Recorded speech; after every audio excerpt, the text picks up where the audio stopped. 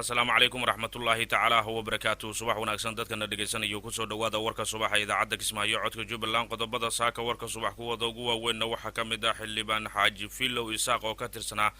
baarlamaanka Soomaaliya oo ku geeriyooday dalka Turkiga madaxweynaha Jubbaland oo ka tacsiyadeeyay geerida ku timid xildhibaanka madaxweynaha dowlad goboleedka Jubbaland oo ku sugan magaalada Muqdisho oo wada kulamo gooni ah oo la yeelanayo musharaxiinta iyo madaxda beesha caalamka madaxda dowladda federaalka ee Soomaaliya iyo dowlad goboleedyada midowga musharaxiinta oo ka tacsiyadeeyay geeridii ku timid Allaha u naxariistay madaxweynihii hore ee Soomaaliya Cali Mahdi Maxamed xukuumadda Soomaaliya oo magacaawday guddi ka shaqeeya aaska qaran ee loo sameeyo marxuum Cali Mahdi Maxamed wasaaradda arrimaha gudaha ee dowlad goboleedka Jubbaland oo wada dadaalo loogu gurmanayo dadka ay markaa abaaruhu saameeyeen ee ku nool deegaanada Jubbaland shacabka deegaanka Goobweyn oo codsaday in deegaankaasi laga hirgeliyo dugsi sare akhbaraadka dibadda kuwada ugu waaweynna waxaa ka mid ah qaramada midoobay oo ka dayrisay dadka ka barakacay gobolka Tigreega waa kuma warwageedii maxaa u dambeeyay siyaasadda dalka xaqiiq miyaa rabtaa mise been xaqiiq ayaan raadinayaa haddaba radio Kismaayo ka dhageyso warar sugan oo xaqiiqda ku salaysan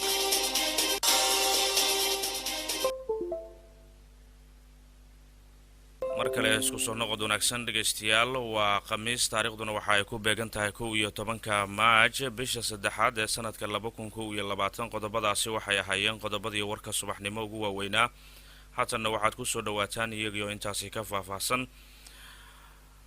mudane ka tirsan baarlamaanka dowlad goboleedka Jubbaland waa baarlamaanka Soomaaliya ayaa muddooyinkii ugu dambeeyay oo ku sugnaa dalka Turkiga oo xaaladiisa caafimaad halkaasi lagula tacaalayay ayay qadartii u timid oo geeriyooday Allaha u naxariistay xildhibaan Filow Isaaq waxa uu markaa ka mid ahaa asaasiyaashii Jubbaland si aan wax badan uga ogaano ayaa taariikh nololeedkiisa waxaanu ka wareysanay xildhibaan Dr. Shire Cabdi Maxamed oo ay markaa ka wada tirsanayeen baarlamaanka saaxiibo dhowna ay ahaayeen xasan nuur maxamed ayaa khadka telefoonka kula xiriiray xildhibaanka xildhibaan Shire marka hore ku soo dhaw radio Kismaayo codka dowlad goboleedka Jubbaland waxaad ka mid ahayd xildhibaanada saaxiibada dhow ee ahaayeen Allah u naxariistay xildhibaan Filow Xaaji oo ku geeriyooday Turkiga bal wax ma nooga sheegi kartaa taariikhdiisa xasan waa aad ma santahay in ilaahay waa in raajicuun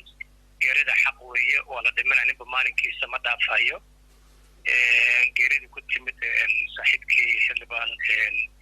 Filow Ibrahim Xasan runtii Ibrahim mataqaana Filow wuxuu ahaa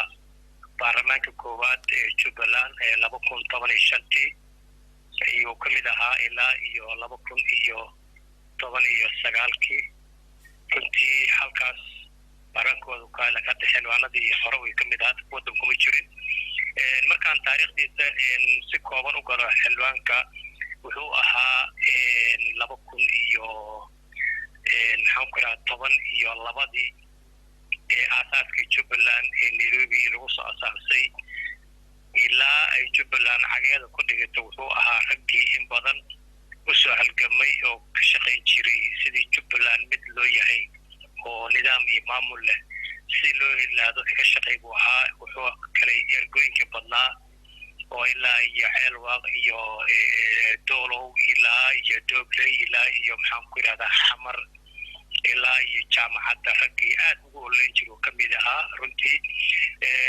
Filow runtii waa nin wuxuu ahaa markiisa hore ganacsada taariikhdiisa soo kooban carruur badanna wuu dhalay carruurtiisa dibadda iyo gudaha intaba way jiraan runtii ayuu taariikhda faahfaahsan dib baa kasoo sheegi doonaa laakiin Filow ayaamihii dambe oo dhan wuu jirinaa aad buu xanuunsanaa sanadkii aan soo dhaafnay 2018 iyo aad buu xanuunsaday waxaa maamulka Jubbaland dowladda Jubbaland waxay u tirtay xagga Hindiya qalin baa halkaa lagu sameeyay oo xagga mataqaana kilida ama eernada xagga hoose ah runtii halkaas markuu imud ku maqnaa uu soo caafimaaday uu roonaaday uu yimid halkaan kadib haddana xanuuno kale baa ku soo koray marka xilwaanka leeyahay intuu ka dhintay iyo intii qaraabada lahaa iyo intii dhalatay iyo intii asxaabtii annagoo isku qaasatan dadka reer Jubbaland waan ugu tacsiinay geeridaas ee ku timid xildhibaan Filow. aad baa mahadsantahay. dhinaca kale warqad ka soo baxday madaxtooyada dowlad goboleedka Jubbaland ayaa tacsiin loogu diray shacabka Soomaaliyeed ehelka iyo asxaabta uu ka baxay Allaha u naxariistay xildhibaan Xaaji Filow Isaaq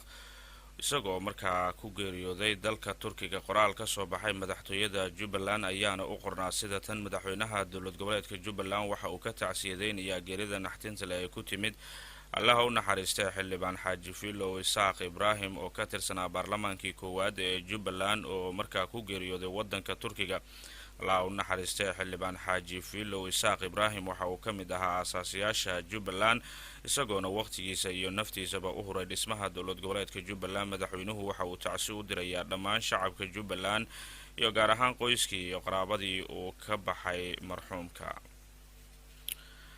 markana muqdisho haddii aynu fiirino kulamo intooda badan diiradda lagu saarayo arrimaha la xiriira doorashooyinka iyo sidii loogu gudbi lahaa dhibaatooyinka ka dhashay dib u dhaca doorashada ayaa saacadihii aynu kasoo gudubnay waxa ay ka dhaceen magaalada muqdisho. xasan nuur ha inoo sii dheereeyo. kulamadan oo intooda badan diiradda lagu saarayo arrimo la xiriira doorashooyinka iyo sidii looga gudbi lahaa dhibaatooyinka ka dhashay dib u dhaca ku yimid doorashooyinka ayuu madaxweynaha Jubbaland waxa uu la qaatay qaar ka mid ah musharaxiinta u tartamaya xilka madaxweynaha iyo waliba madax ka tirsan beesha caalamka. madaxweynaha Jubbaland ayaa madaxda uu la kulmay waxaa ka mid ah musharaxiinta u taagan xilka madaxweynaha sida madaxweynayaashii hore ee dalka Sheekh Shariif Sheekh Axmed Xasan Sheekh Maxamuud, ra'iisul wasaarihii hore ee dalka Mudane Xasan Cali Khayre, siyaasi Cabdiraxmaan Cabdishakuur Warsame, madaxweyne ahna ra'iisul wasaarihii hore ayraahde musharax madaxweyne ahna ra'iisul wasaarihii hore ee dalka Mudane Xasan Cali Khayre ayaa ka mid ah mas'uuliyiinta uu la kulmay madaxweynaha. sidoo kale Cabdiraxmaan Cabdishakuur oo isagana ka mid ah mas'uuliyiintii madaxweynaha la kulmay ayaa waxa uu sheegay inay inta badan diiradda saareen arrimo la xiriira sidii loo gudbi lahaa dhibaatooyinka hareeyay arrimaha doorashooyinka ee dalka. madaxda uu madaxweynuhu la kulmay waxaa sidoo kale ka mid ah wakiilka qaramada midoobay ee Soomaaliya James Swan iyo wakiilka midowga Yurub ee Soomaaliya Nicholas Berlanga. kulamadan ayay madaxdu inta badan uga doodayeen iyagoo dhinacyo kala duwan ka eegaya marxaladda uu dalku marayo iyadoo xukuumadda ama dowladda hadda jirta waqtigeeduna dhamaaday ay in badan fulin weysay arrimihii la xiriiray doorashooyinka dalka taasoo sabab u ahayd isfahamwaa ka dhex dhashay dowladda federaalka iyo qaar ka mid ah dowlad goboleedyada kuwa uu isku fahmi waayey hanaanka ay u dhacayso doorashooyinka. waxaana waxyaabaha ugu badan ee muranka dhaliyay qayb ka ahaa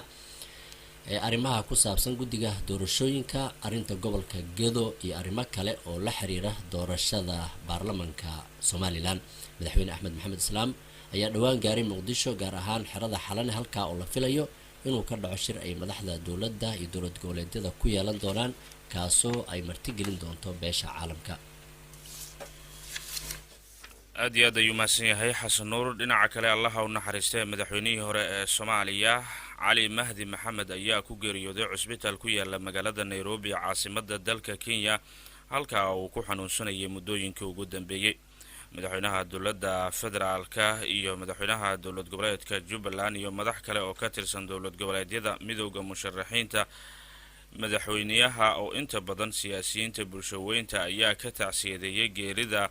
Allaha u naxariistay Cali Mahdi Maxamed oo mar madaxweyne ka soo noqday Soomaaliya. haddaba waxaan markaasi aynu isdul istaagi doonaa taariikh nololeedka Allaha u naxariistay madaxweynihii hore ee Soomaaliya Cali Mahdi Maxamed. waxa uu ku dhashay tuulada Cadow Uul oo ka tirsan gobolka Shabeellaha Dhexe sanadku markuu ahaa 1938. Cali Mahdi waxa uu wax ku bartay iskuulada xamar ka jiray madaxweyne Cali Mahdi 1959 waxa uu markaasi Qaahira ee dalka Masar u aaday waxbarasho. marxuum Cali Mahdi waxa uu fursad u yeeshay inuu xubin ka noqdo baarlamaanka Soomaaliya sanadkii 1969 asagoo noqday qofkii ugu da'da yaraa ee xubin ka noqda baarlamaanka Soomaaliyeed. madaxweyne Cali Mahdi ayaa dib ugu soo laabtay shaqadiisa wasaaradda halkaasi oo uu ka gaaray ilaa iyo agaasimo guud. sanadka markuu ahaa 1977 cali mahdi waxa uu ka ruqsaystay shaqada dowladda waxa uuna u wareegay dhanka iyo ganacsiga. madaxweyne cali mahdi muddadii u dhexaysay sanadihii 1977 ilaa iyo 1990 waxa uu markaasi noqday ninka lagu tiriyo sanadihiaasi sideetameeyada ee markaa ganacsatada ugu weyn ee Soomaaliya. sanadihii sideetameeyadii marxuum cali mahdi iyo aqoon-yahaniin Soomaaliyeed ayaa aasaasay urur odayaal ahi oo lagu magacaabo manifesto oo waraaq lagu codsanayo in wax looga bedelo siyaasadda Soomaaliyeed kadib burburkii dowladii Maxamed Siyaad Barre 1991 ayaa loo magacaabay madaxweynaha Soomaaliya. cali mahdi maxamed ayaa waxa uu noqday madaxweynihii afraad ee Soomaaliya ee xafiiska intii uu joogay waxa ay ahayd Janaayo 1991 ilaa iyo Juun 1995. madaxweyne cali mahdi waxa uu markaa xilka madaxweynenimada ku wareejiyay shirkii ka dhacay magaalada Carta ee wadanka Djibouti sanadku markuu ahaa 2000 ayuu wareejiyay. madaxweyne cali mahdi sanadkii 2007 waxa uu markaasi abaabulay shir nabadeed beelaha Soomaaliyeed la isugu keenay waxaana jira waxyaabo badan oo lagu xusuusan doono allaha u naxariistee madaxweyne cali mahdi oo markaa ku geeriyooday cusbitaal ku yaala magaalada Nairobi caasimadda dalka Kenya. marxuumka ayaana ku dhintay da'da 82 sano jir. sidaas oo kale kadib geerida marxuumka xukuumadda Soomaaliya gaar ahaan xafiiska ra'iisul wasaaraha Soomaaliya Maxamed Xuseen Rooble ayaa magacaabay guddi ka shaqeyn doona aaska loo sameynayo allaha u naxariistee madaxweyne hore ee dalka marxuum cali mahdi maxamed oo ku geeriyooday dalka Kenya. guddigan oo ka kooban 11 xubnood ayaa diyaarin doona aaska qaran waxaana xubnaha guddiga la magacaabay ay kala yihiin wasiir xasan xundube jimcaale oo ah wasiirka amniga. gudoomiye ayuu u yahay guddigan Cusmaan Abokar Dubbe oo ah wasiirka warfaafinta dhaqanka iyo dalxiiska. waa gudoomiye ku-xigeen Cumar Maxamuud Maxamed Cumar Filish oo ah duqa magaalada Muqdisho ahna gudoomiyaha gobolka Banaadir waa xubin ka mid ah guddigaasi. Generaal Mukhtaar Xuseen Afrax oo ah wasiirka arrimaha gudaha federaalka iyo dib u heshiisiinta xubin ayuu ka yahay. xasan xuseen xaaji oo ku magacaaban isagana wasiirka gaashaandhigga Soomaaliya xubin ayuu ka yahay. injineer Cabdullaahi Abuukar Xaaji Carab isaguna waa wasiirka waxbarashada Soomaaliya xubin ayuu ka yahay. Duraan Axmed Faarax wasiirka shaqada iyo arrimaha bulshada xubin ayuu ka yahay. Cumar Cali Rooble wasiirka awqaafta iyo arrimaha diinta xubin ayuu ka yahay. xildhibaan cabdullaahi maxamed nuur oo isna xubin ah. xildhibaan maxamed axmed abtidoon oo xubin ah iyo cabdulqaadir xasan gurey oo isna xubin ah.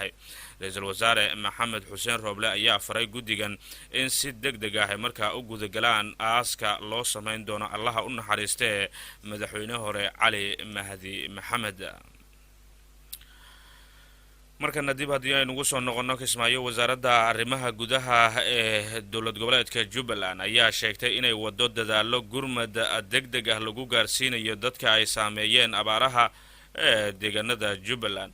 agaasimaha guud ee wasaaradda arrimaha gudaha ee dowlad goboleedka Jubbaland mudane Aadan Faarax Gaarane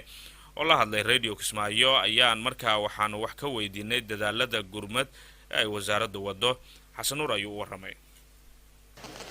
agaasime marka hore kusoo dhawo Radio Kismaayo waxaad warbixin naga siisaa sidaan la soconno deegaanada Jubbaland waxaa ku dhufatay abaar taasoo saameysay dadkii iyo dunyadii dadna ay u dhinteen xoolihiina ay u le'anayaan. ka wasaarad ahaan muddooyinka u dambeeyay waxaa jira kulamo aad la lahaydeen dadka kala yimid ama xoololey ka kala timid qaybo ka tirsan gobolada ay abaaruhu saameeyeen oo aad warbixino ka dhagaysateen. ilaa hadda maxaa tallaabooyin ah ay wasaaraddu qaaday? waalaikum salaam waraxmatullahi wabarakaatu. xasan waan ku dhowahay waana mahadsantihi Radio Kismaayo. xaqiiqdii ilaahay weynaa waaxyaaba abaarta maarta naga dulqaadi karo. dhibaato xoog leh macnaha dadkana shacabka khaasatan dadka degan meelaha fogfog ee duurarka ah iyo meelaha waraha ku ahaan jiray dadka baahiliga oo warihii iyo ceelashii qaar ka mid oo jabeen ama magaranaysaa gureen aad iyo aad maarta ugu rafaadsan. ilaa iyo xilligan oo la joogo kulmo fara badan baa sameynay si aad la socotid darhaate shir magaranaysaa beesha caalamku madaxweynaha dowlad goboleedka Jubbaland ولا يشيء جديد أو زوم كونفرنس أو وزارة الرماية كلها iyo guddiga gurmadka abaaraha ay ka qayb galeen dowladda Jubbaland waxaa la sameeyay guddiga gurmadka abaaraha oo ka kooban dhowr wasaaradood gudoomiyaasha gobolada iyo xildhibaano ka tirsan baarlamaanka Jubbaland kulamadii laba kulan baan sameynay kulan wuxuu ahaa kulankii beesha caalamka oo madaxweynaha uu noo furay kulana wuxuu ahaa kulankii koowaad ee ay yeesheen guddiga abaaraha oo wasaaradda arrimaha gudaha uu ka dhacay 4 bishan oo saxaafadeed laga soo saaray xaqiiqdii abaartan oo aad garanaysa oo ballaaran oo baaxad weyn oo dhulka ay saameysay iyo xoolihii iyo ummadii markii laga reebo macnaha ay saameysay meelaha hadda maarta wax laga bilaabay biyo dhaamin degmada luuq ay ka mid tahay 500 oo in meelaha maartay biyaha deegaanka ka jiraan loo sameeyo degmada asmadow ereyadeeda ilaa Doobley ilaa Luwaaqna garanaysa oo ah meesha degmada ugu daran marka Jubbaland la dhaho ereyada garanaysa Galiley iyo tuulooyinka hoos yimaada ayaa sameeyay marka hadda dadaallada la wadaa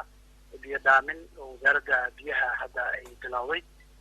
laakiin gurmadku hadda ayuu magaranaysaa yaa tawshiis loo jiraa hata ayaa sameeyay inta badan waxaa jiro hay'ado ka shaqeeya deegaanadan Jubbaland oo arrimaha samafalka ilaa hadda wax tallaabooyin ah ama wax qabad ah oo wasaaradahaasi ama hay'adahaasi ay raade ku aadan arrimahan abaaraha oo ay sameeyeen amaba warbixino aad ka hesheen ma jiraan waxaan u mahadcelinayaa hay'adda keer oo ayada biidaamin meelo badan ka wada gobolka galay iyo jubbada hoose hay'adda UNICEF sidoo kaleeto World Vision baa hadda bilaabaysa oo luuq ka bilaabaysa marka way jiraan hay'aduhu hadda qaarna horey u bilaabeenba qaarna hadda maartay tababshanayaan marka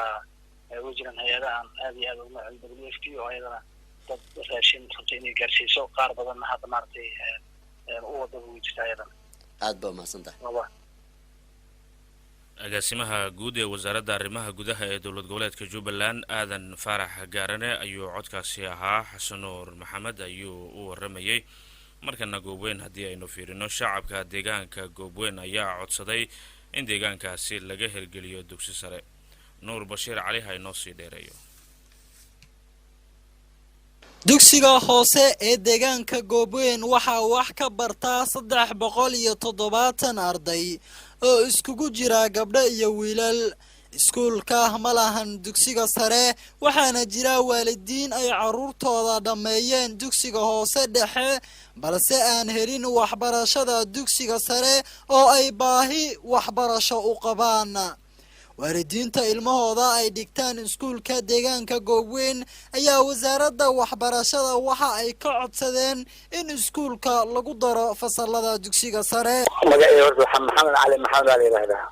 bartaan hadda beero farga ka galeen waa awood baan u weynay kasmaayna aadno baabuur iyo gaadiid aan awood weyn marka gabar iyo wiil ay iga baxay gabadhna waa si guursatay wiilkana beero fasha marka kala godan ma waa badi ilmu badan ma gaari kara magaalada Jubbaland gabdhii wiilal leh dulka aan qabna hadda gabar ay jirto sanadkan toddobaad ah ku jirto hadii sanadkan toddobaad ay gaarto haddana sideeda le waay wax meel laga bilaabay lama yaqaan hadda dhigata iskoolka waxa uu leeyahay kasbaay markaas ay guri kira laga rabaa badar inta rabtaa iskoolki waxa la yiri bisha $10 waa ilaa $10 inta dhaxayso aniga awood weyn markaas awoodeeda iska dhaafnay waa dadaalay hadda taas waxaan ugu dar mid hadda dhameynaysa ugu darno hadda sanadkan sideed oo sanad ma koonfur aad rabto tabarno ahayn waa u sheegay maamulku waa la hadalnay waa inay qaadeen warka gudbinayna gobolka gudbinayna iyo madaxweynaha iyo hay'adaha madaxa banaan markaas wasaana la wareysiga waa diidnaa wax jawaabana kama hayn maamulaha iskuulka Goobweyn Cali Yacquub ayaa isagana ka warbixiyay baahida dadka deegaanka ay u qabaan inay helaan fasalada dugsiga sare oo aan hadda iskuulkaasi uusan lahayn bismillah magacaygu waxa la yiraahdaa Axmed Yacquub dugsigan horta sanadkii 2009 ayaa loodkii ugu horeeyay ee dugsiga dhexe ka baxay uu ka qalin jabiyay arday 16 arday ay ahayn ilaa ay xilligaas waxa jiray yani gaabab iyo caqabado badan oo dugsiga dhexe oo dabargo'ayay iyo mashaakilo dugsiga marka dugsiga dhexe ee galaad ciidka ayuu ka dabargo'ay sanadkan ayaa haddana galaasyeedkii xigay xilligaas ayaan leenahay intaan dhexe arday ka baxday ma jirto laakiin 16 arday ka mid ah ayaa secondary kusoo dhammaystay xamar iyo meelo kale intay aadeen laba arday oo ka mid ah ardaydaasi ayaa hadda dugsiga macalinka oo ila joogto halkan wax ka dhiga way qalinjibinaya hadee sanad walbaba arday baa qalinjibida hadda loodka sanadkan loogu horeeyo waa 10 arday ee u diyaar ah inay dhigtaan dugsiga sare ee macallimiin in loo tababaro u baahan hadda macallimiinta joogta in la tababaro u baahan macallimiin kale loo soo tababaro oo lagu soo kordhiyo waa 10 arday marka arrintaasna waxay noqonaysaa arrin musalsala oo isdaba socota yani sanadkan haddii form 1 la helo sanadka dambe form 2 sanadka form 3 kuwaasna ay hor socdaan oo muraayadii dugsiga ay ahaadaan kuwa kalena ay daba socdaan waa la helaya insha allah sidoo kale gudoomiyaha degmada Goobweyn Cumar Cabdullaahi ayaa isagana raadiyo Kismaayo uga waramay heerka waxbarasho ee Goobweyn isagoona carabka ku dhuftay in loo baahan yahay ballaarin in lagu sameeyo dugsiga hoose dhexe ee Goobweyn ما شاء الله أدر معاني ونكلوهاي waxaan idinkaga mahadcelinayaa miidiyaha gobolka Jubbaland radio Kismaayo shaqada wanaagsan ee ummadda aad u haysaan iyo xiriirka dadweynaha iyo tuulooyinka aad muxuu had iyo jeeraale aad muxuu nagala soo xiriirtaan oo aad cabashooyinkeeni aad u baahisaan gaarsiisaan dawladda iyo dhammaan hay'adaha waan idinkaga mahadcelinayaa anigu waxaan ahay gudoomiyaha deegaanka Goobweyn degmada Kismaayo dowlad goboleedka Jubbaland Cumar Cabdullaahi Maxamed Cumar Hurow waan dhawaada adeer waxa weeye xagga waxbarashada haddaan kaala hadlo waxaa meesha ka dhisan Goobweyn waa deegaan ballaaran waa 9 waaxood Goobweyn iyo daafaheeda waxaa ka dhisan dugsiga hoose dhexe ee Goobweyn oo qadiimi ah oo muddo soo shaqeynayay حتى دولتي markay dhisantay soo gaartay dowladda Jubbaland wasaaradda waxbarashada iyo barbaarinta ee dowladda Jubbaland waxay noo dhigtay iskuul aad u fiican oo aad u wax badan ayaa noo dhisan dugsigeennuna waa hoose dhexe 408 arday baa dhigata macallimiintii baahidoodii baan maanta nala taala macallimiinta ma garata adeer macaani macallimiintii baa ugu yar tirada macallimiinta dhameesha ku qoran waa 7 iyo maamulaha 7 macallimiin ayadoo ku qoran oo dugsiga uu yahay hoose dhexe ilaa fasalka 8aad macallimiintii hay'adii NRC ayaa maalin dhaxal waxay lagu soo wargeliyeen in 2 macallin oo 7 macallin oo ayadoo yaraayeen ba macallimiinta ay lagu yaraayeen meeshan ka sugeen inay noo kordhiyaan waxay la soo gaarsiiyeen in 2 macallin macallimiinta ka 7 ah oo lagu yaraa in 2 macallin gaarkoodii ay ka goosanayaan sababtuna ma aqaan aniga marka insha Allah maadaama oo fursadan qaaliga aan helay waxaan wasaaradda waxbarashada ee dowlad goboleedka Jubbaland madaxdeedii wasiirka ugu horeeyo iyo wasiirka ku-xigeenka iyo gudoomiyaha waxbarashada gobolka iyo kan degmada waxbarashada aan ku codsanayaa in ay maartay muxuu labadaas macallin sababta mashaarka loogu gooyay hay'adaas ugu gooysay annagoo filinayni in macallimiinta baahideeda ay nugu yartahay oo 7 macallin yihiin iskuulkana uu yahay hoose dhexe in ay nolol soo kordhiyo haddana ay maartay muxuu nagu soo wargeliyey hay'adaas nagu soo wargelisay in 2 macallin ay mashaarkooda naga goostaan taasi waa waxaan qaadan karnaa maaha inay noo sababeeyaan baan rabnaa tirada macallimiintana inay noo kordhiyaan midda labaad aan rabo inaan ka faa'iidaysto fursadan aad isiiseen miidiyaha dowladda Jubbaland ee radio Kismaayo sanadkan waxa weeye waxaa qalinjibinaya fasalka 8aad dugsiga dhexe ee Goobweyn sidaad la socotaan adeer waxa weeye Goobweyn waa Cumar Cabdullaahi Farweyne gudoomiyaha deegaanka Goobweyn oo istimaada magaalada Kismaayo ayuu ahaa codkaasi dhageystayaal waxaan idinka raaligelinaynaa meesha wariyaha uu yiri degmada Goobweyn halkaad warkaasi kala socotaan waa idaacadda Kismaayo codka Jubbaland gordhow hadduu eebaha awood la hidmo waxay noo soo socda qodobka dibadda oo ah qaramada midoobay oo ka deerisay dadka ka barakacay gobolka Tigreega balse inta aan u gudagelin faahfaahintiisa waxa aad ku soo dhawaataan xubinta ciyaaraha ee warka subax iyo Qazala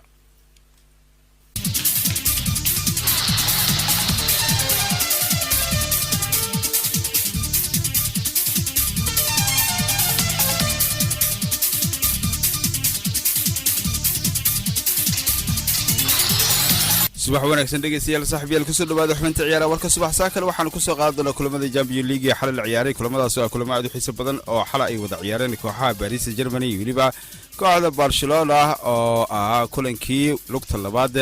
ee guriga lagu ciyaarayay kooxda PSG kulankaasi ayaa waxa uu kulan aad u xiiso badan iyadoo kooxda Barcelona ay soo bandhigtay ciyaar aad u qurux badan balse ay gaar weysay in ay golal ay dhaliso waxaa la dagaalamay oo ka biyo diiday golhayaha kala nafaas ka soo diiday in golal uu ka dhaliyo Lionel Messi waliba saaxiibadiisa iyadoo ay daafacyada Martinez oo isna ahaa daafac qayb weyn ka qaatay kulankii xalay ee PSG ayaa 4-1 ay kaga soo gudubtay iyadoo xalay 1-1 ay wada galeen goolka hore waxaa dhaliyay kooxda PSG waxaana uu dhaliyay xidiga lagu magacaabo Kylian Mbappe kaasoo ah penalty sidoo kale Lionel Messi ayaa waxa uu diirtay ganaaxa banaanka ka tagtay gool aad u qurux badan oo gantaal ah uu ka dhaliyay kala nafaas dabadada waxaa loo dhigay rigoradaasi oo ahayd ciyaartii gabagabada qaybtii hore Lionel Messi kala nafaas ayaa ka diiday inuu gool labaad uu ka dhaliyo sidaasina waxaa lagu kala nastay 1-1 dib ayaa la isugu soo laabtay ciyaarta 45 daqiiqo waxaa la qaatay wali ah oo ay labada kooxoodba ay soo bandhigayeen kooxda PSG ayaa waxa ay ku tartanay counter attack laakiin kooxda Barcelona ayaa waxa ay muujinaysay awood ay ku doonaysay inay goolal ku dhaliso laakiin ugu dambeyntii waa u suurtagali weysay 1-1 ayay ku soo dhamaatay oo ay wada galeen balse ay ciyaarta markii dhanka kale laga eego 4 gool iyo gool ayaa waxa ku adkaatay kooxda PSG oo iska xaadirisay wareegga 8-dhamaadka dhanka Liverpool ayaa iska xaadirisay wareegga 8-dhamaadka tartanka Champions League kadib markii ay garaaceen kooxda RB Leipzig ayna ku garaaceen 2 gool iyo ever kooxda Liverpool ayaa iska xaadirisay wareegga 8-dhamaadka tartanka Champions League kadib markii ay kaga adkaadeen 2 gool iyo ever kooxda RB Leipzig ee reer German lugtii labaad iyo lugtii horeba oo markii la isku daro ay noqonayso 4 gool oo nadiif ah iyadoo shabaqa kooxda Liverpool aan la taaban qaybtii hore ciyaarta ayaa labada kooxood Liverpool iyo waliba kooxda RB Leipzig waxa ay ku kala nasteen ever laakiin qaybtii dambe markii la isku soo laabtay waxa bilaabay goolasha goolka uu dhaliyay Mohamed Salah waxa caawiye ka noqday oo ka helay saaxiibkiisa Diego Jota daqiiqadii 74 ayaa ciyaarta ay ahayd goolka labaad markuu Sadio Mane uu dhaliyay kalayna caawin saaxiibkiisa Origi oo dheesha ka dhigay 2 gool iyo ever ay ku hogaaminayso kooxda Liverpool sidaasna ay ugu dambeeyay ciyaarta ay ku soo dhamaatay 2 gool oo nadiif ah oo Liverpool ay ku adkaatay lugtii labaad ee wareegga Champions League wadar ahaan markii la isku daro waxay noqonaysaa 4 gool iyo ever oo nadiif ah kooxda RB Leipzig lagu garaacay dhanka xalay Manchester City ayaa garoonkeeda Etihad Stadium guul weyn kaga gaadhay kooxda Southampton ayna ku garaacday 5 gool iyo 2 gool kooxda City ayaa garoonkeeda Etihad guul kaga gaadhay kooxda Southampton kadib markii ay kaga adkaadeen 5 gool iyo 2 gool kulan qayb ka ah horyaalka Premier League qaybtii hore ciyaarta ayaa lagu kala 3 gool iyo gool ay ku hogaaminayso kooxda Manchester City ay dhalisay 3 gool daqiiqadii 15aad City ayaa hogaanka u qabatay dheesha waxaana 1 gool iyo ever ka dhigay xidiga Kevin De Bruyne oo qadka dhexe uga ciyaaray daqiiqada 25aad ayaa waxa si raacsaday xidiga Southampton ayaa isna waxa uu dhaliyay gool oo barbarana uga dhigay gool iyo gool taas oo ay James Ward uu ka dhigay gool iyo gool sidoo kale daqiiqadii 4aad Riyad Mahrez ayaa mar kale hogaanka u sii dhiibay kooxdiisa 2 gool iyo 1 gool ay noqotay ciyaarta sidoo kale daqiiqadii 45aad Man City ayaa dhalisay goolkeedii saddexaad ciyaartana waxa uu dhaliyay oo 3 gool iyo eber ka dhigay Ilkay Gundogan xidiga qadka dhexe uga ciyaaray si kastoo ay qaybtii labaad ay isugu soo laabtay iyadoo ay kooxda Southampton gool kale ay heshay daqiiqadii 36 ayna dhalisay gool saddexaad ay dhalisay balse Hobsed ayaa leeyahay waa laga diiday sidaasna waxa ku soo dhamaatay ciyaartii City waliba Southampton u dhaxaysay oo ku soo dhamaatay ciyaartaasi 5 gool iyo 2 gool oo ay ku adkaatay kooxda uu hogaamiyay macallin Pep Guardiola dhageystayaal saaxiibayaal inta ayaan ku soo koobayaa xubintii ciyaaraha warka subax saakay oo ay inta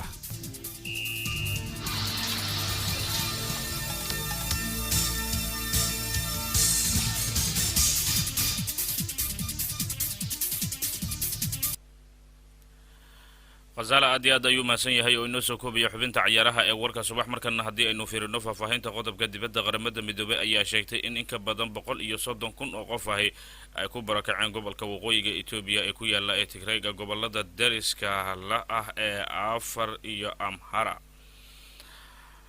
ururka caalamiga ah ee muhaajiriinta ayaa sheegay in tiradan aysan ahayn tirada guud ahaanba dadka ay dagaaladu markaa barakiciyeen maadaama tirada laga soo ururiyay kaliya deegaanada la tegi karo IOM ayaa sidoo kale ugu baaqday mucaaradka xukuumadda magaalada Sanses iyo waa raalli ahaada magaalada sanca ee dalka yemen in ay markaa ogolaadaan in gargaar la gaarsiiyo muhaajiriinta afrikaanka ah ee ku dhaawacmay dhibkii ka dhacay dhisme la deganaa. guud ahaan warkii subax waad kala socoteen idaacadda Kismaayo codka Jubbaland subaxnimadan waa naga intaa tan iyo kulankayga dambe nabadgelyo.